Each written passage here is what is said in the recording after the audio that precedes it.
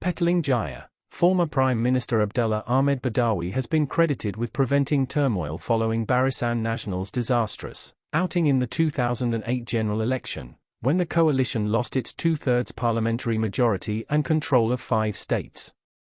Abdullah, who was BN chairman, is said to have acted like a statesman despite the huge electoral defeats.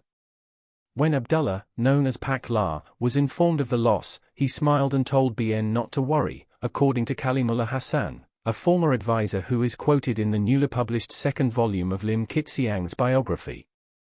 This is all part of the democratic process. Sometimes we win, sometimes we lose, Abdullah had said. He then called up Inspector General of Police Musa Hassan and told him to ensure a smooth handover of power. Musa was instructed not to allow anyone to enter the respective state secretariats or to remove any files or documents. He also told Musa to warn leaders of both the opposition and BN that he would not tolerate any attempt to create trouble, and anyone doing so would face the full brunt of the law. Kalimullah said in the following days, BN leaders especially from UMNO had tried to come to terms with the results, but there were those who sought Abdullah's blessing to buy over assemblymen in marginal states like Kedah, Perak and Selangor or to cause problems.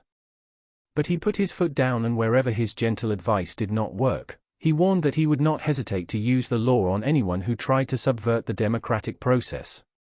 And he asked everyone to move on, Kalimullah is quoted as saying. On the Penang front. In Penang, however, there were no such worries, although the state BN, led by Ko Zu Kun, was crushed by DAP. Ko had anticipated defeat even before the counting of votes had started, and had met the governor and Abdullah to convey his intention to hand over power peacefully if it happened. After some discussion, Pak Lah and I agreed that, in any eventuality, upholding democracy in peace and stability should be our top priority. Just as I bade goodbye, he held my hands firmly and said, "Yes, we will do it," Ko recalled. When it was confirmed that BN had lost Penang, Ko called the Penang DAP chairman Chow Kon Yao and congratulated him.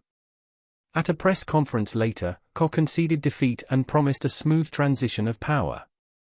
The book, Lim Kit Siang, A Malaysian First, Bold to the Last Battle, authored by veteran newsman Keith Wan Chai, is now available in bookshops.